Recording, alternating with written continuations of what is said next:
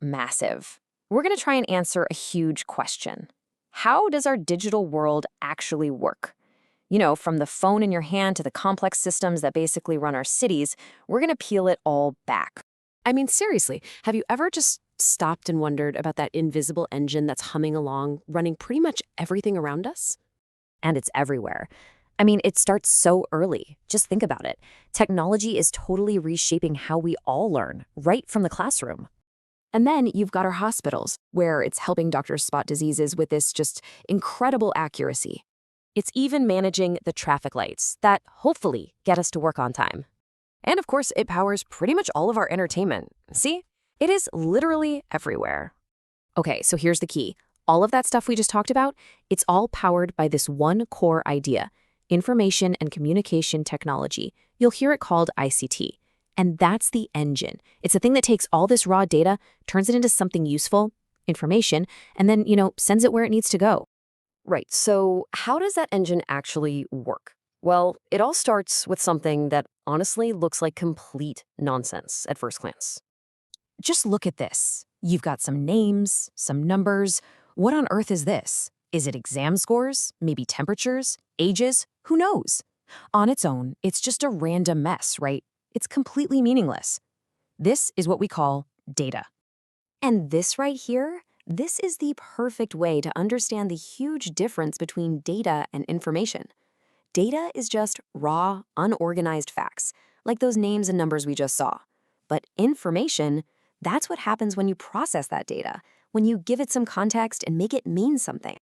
Okay, now look, it's the exact same data from before, but we've organized it. We put it in a table, and boom, suddenly it's not a jumble anymore, is it? It's a report card. We can see the scores for each subject, the totals, the averages. We can even see who came in first. That random, useless data has just been transformed into something super useful. It's information you can actually make decisions with. And this transformation? It happens with a really simple but crazy powerful three-step formula. First, you've got input. That's just entering the raw data. Then comes processing. That's where all the organizing, calculating, and sorting happens. And finally, you get the output. That's the meaningful information all laid out for you. Input, process, output. Seriously, that's the secret sauce behind everything, from an ATM telling you your bank balance to the report card we just saw. So what kind of incredible tool can actually do this input, process, output cycle millions of times every single second? Come on, you already know the answer. It's the machine that completely changed everything. Man, the journey to get to the modern computer is just wild. It starts with something like the abacus, almost 5,000 years ago.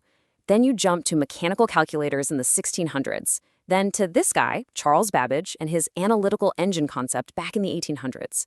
And what's amazing is he already had the core ideas of input, process, and output figured out. But things really, really kicked into high gear with the first electronic computers in the 1940s. And when I say kicked into high gear, I mean it. The acceleration was just exponential. We started seeing these generations of computers evolving at a pace that was just breathtaking. The first generation, they used these massive room-sized vacuum tubes that were super hot and not very reliable. Then, bam, the second generation comes along, switching to these smaller, much more stable transistors. And then the third generation was a total game changer, cramming tons of those transistors onto these tiny little integrated circuits. You see the pattern, right? With every single leap, computers got exponentially smaller, faster, and way, way more powerful. Which, of course, brings us to today. And a modern computer isn't just a little bit faster, it's staggeringly fast. We're talking about executing over 1 million instructions every single second. Think about that. That mind-boggling speed is what makes our whole modern world possible. It's what runs the systems managing our traffic, our health records, all of our global communication. It's a power that has completely reshaped what it means to be human. But, a power that big, it always has another side, doesn't it? At the end of the day, it's a tool. And just like any other tool, its impact really just depends on how we decide to use it. And that means we absolutely have to face the real challenges that come with it. Things like addiction, mental health struggles, physical health issues, because we're all sitting down more, and even feeling more isolated. And that leads us to a really crucial point, one that's stated perfectly in the source material we're looking at. The technology itself, it's not good or bad, it just is. The responsibility for how it gets used, well, that falls right on our shoulders, on us. So there you have it. We've kind of unpacked the whole system: input, process, output, turning raw data into meaningful information. That's it. That's the fundamental building block of our entire digital world. So the real question, the big one, is now that you know how it works,